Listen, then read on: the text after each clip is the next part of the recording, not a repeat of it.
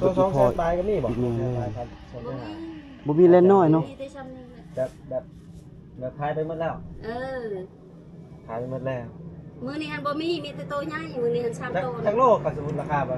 2กันอันนี้ระดับ4โล5โล4โลตัว3แสนตัว3แสนก็มีบ่ได้โลก็3แสนมีแต่3แสน5 3แสนง่ายโพดเนาะมันบอกก็อยากได้อยู่หลายคนชุมกินนี่รอถ้ารถเอากินนี่ก็โตนึงก็สิได้ละพันกว่าบาทอันนี้น่ะโตมันซ้ำเหี้ยพวกเนาะมันยังชื่อเหี้ยซ้ำเหี้ยซ้ำลูกเหี้ยแบบคือปะไว้นี่บ่ได้เกลือจังบ่นี่บ่ได้ให้มันหน้าหากระเช้านี่เขามาชง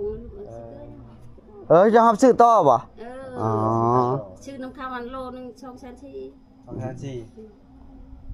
แม่ได้กินกำไร10 20,000กำไรสัก10,000ซื่อกำไรขายแยงเอาบ่ได้ซ้ำมันแยงก็2,000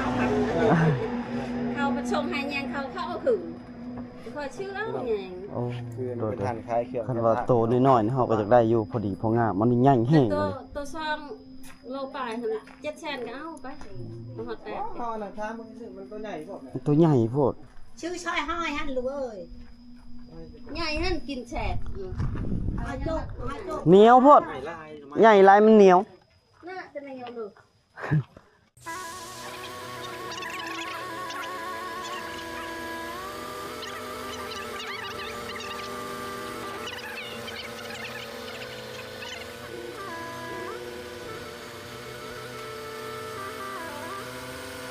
อันนี้น่าจะเป็นไม้แตะ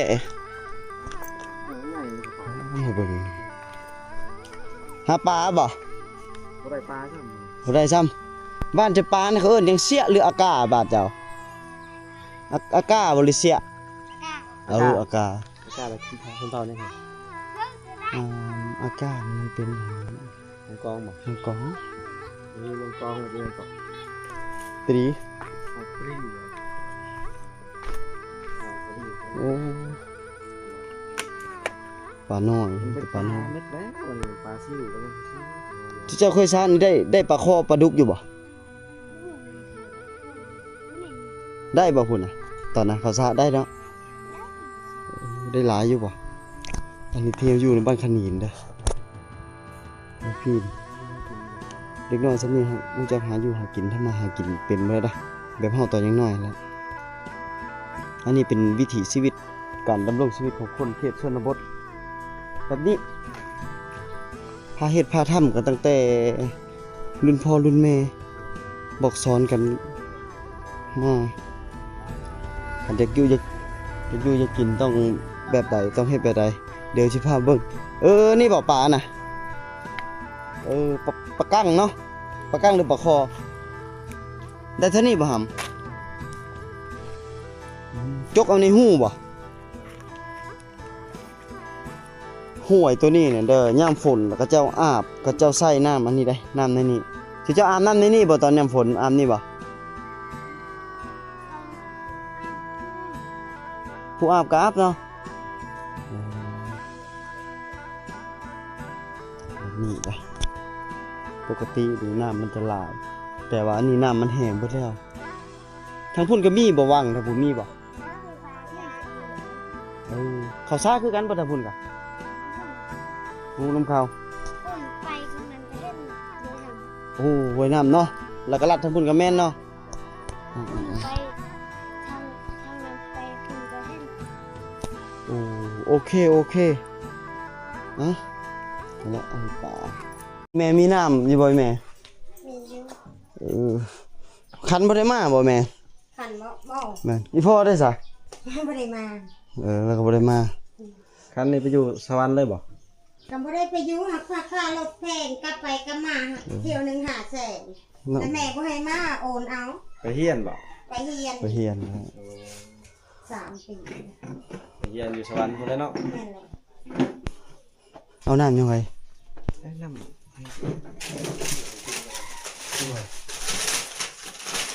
บันไดแล้วน้ำดื่มเนาะไปพะล่องได้บ่แม่ทางนี้จะได้นะทางสบาย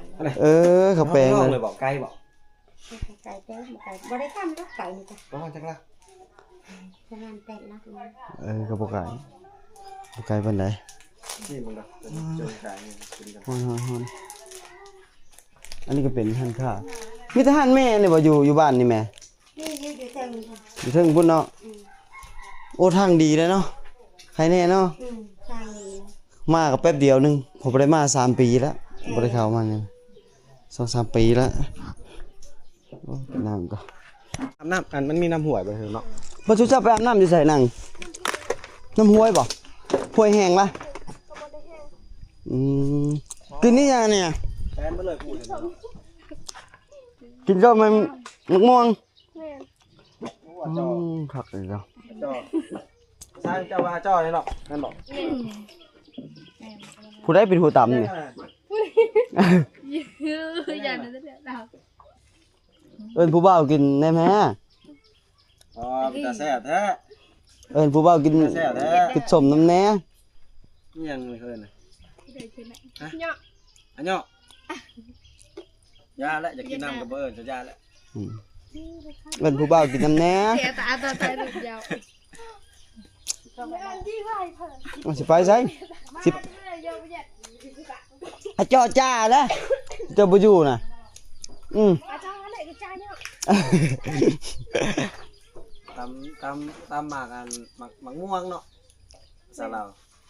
ตำหมักม่วงใส่กับเก็บเป็นนวดปลาแดกไม่ใช่ปลาแดกบอกใส่ยังไง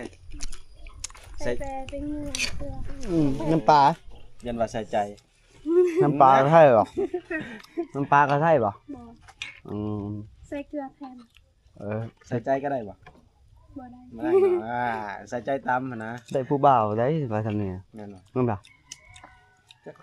ล่มผู้บ่าวบ้านใด ไม่เคยลงพุง ได้ผัวแล้วล่มผู้บ่าวบ่ได้น้อง แซ่บบ่ล่ะ ธรรมดาพอกินอยู่ กินน้ำก็ได้บ่ ได้ ชิมเลย บ่ไหวให้เจ็บท้องอยู่ เผ็ดไร เผ็ดบ่ บ่ไหวเจ็บท้อง กินจุเพียในเมื่อคืนนี่ก็มัน ได้ข้างนอกมาจำคัก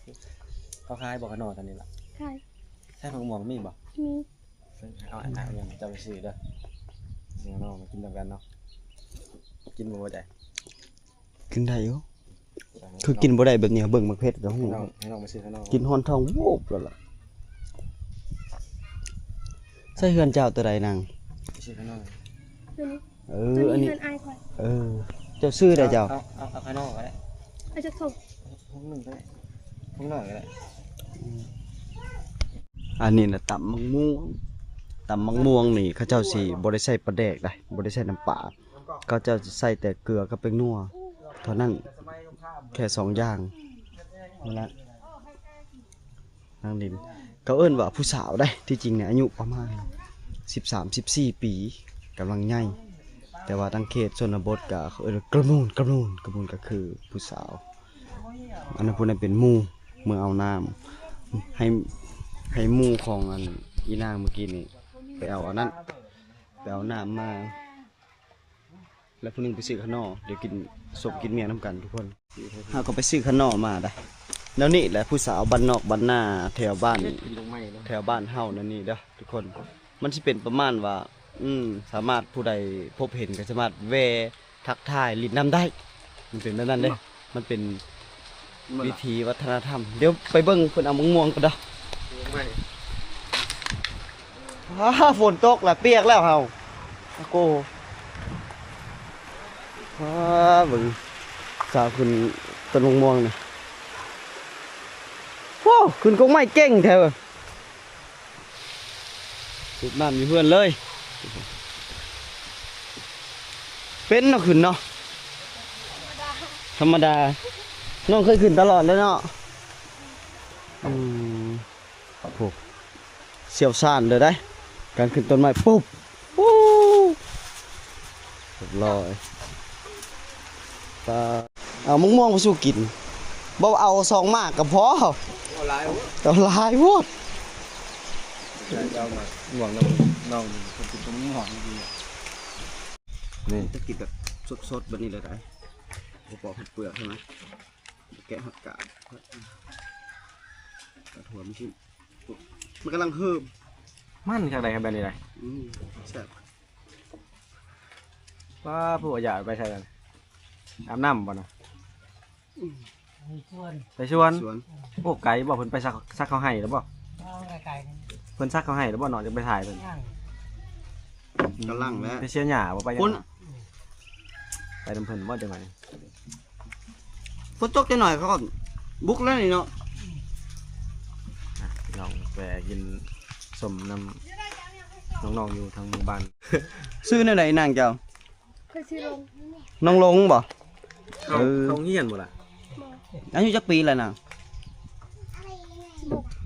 ฮอดบ่ คนคือกันก็อายโอ้ยเนาะ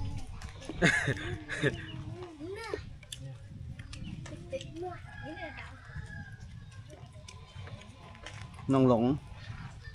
อยู่6 ปีอะ 16 ปีแล้วบ่โอ้กินแล้วได้กินแล้วได้ไม่ ขนอกินกับขนอนะ ไม่นั้นยันแล้วถึงบ่กินแบบ ยันเจ็บท้อง กินมักเผ็ดบ่ได้ไป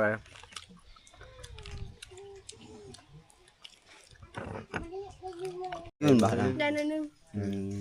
อันนี้เขาเอิ้นภาษาน้องเอิ้นหยังน่ะล่ะ เหยาะ เหยาะเหยาะซื่อ แม่น ๆถามว่าตำเด้สมมุติว่าตำมังม่วงไว้เว้าได้เลย โรเมียงเหยาะ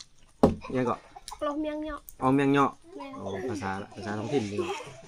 จำหยัง ถึกแหละเนาะ ถึก ถึกแหละกันคืออ้ายบ่ฮู้ไม่ได้ว่าอ้ายก็บ่ฮู้ได้สิว่ามันอันใด ปีกายนี่ไปเวียง อ๋อ เงินเวียอยู่เวียงบ่ แม่น อืม ผมว่าให้เนาะจึงบ่อายเนี่ยจึงเว่าเป็นเนี่ยจึงฮู้จักความเนี่ยเนาะแบบกันคนอยู่ในบ้านน่ะเขาบ่เคยออกนอกเขาย่าน คนบ่ได้ออกไปใช้แบบว่าบ่เคยพ่อคือว่าคนแปลกหน้าเป็นจังก็อยากอายเนาะแบบว่าคือน้องผัดเคยไปเวียงอยากเห็นคนแปลกหน้าตลอดธรรมดาเนาะ อืมเพราะว่าเราจึงบ่อายเราจึงเว้าได้หากันมาแตะเวียง แม่น มาจากมืออ่ะ ทิศหนึง หากนบ้านก็ บ่แม่นเป็นเดือนละ อืม มันมาตอนสบปีใหม่บ่ แม่น อืม มันหลีสงกรานต์นี่ บ่ได้ไปสงกรานต์ อยู่เพื่อนผมว่า อยู่เพื่อน ผักสงกรานต์อะไรมายังบ่ทันเมื่อ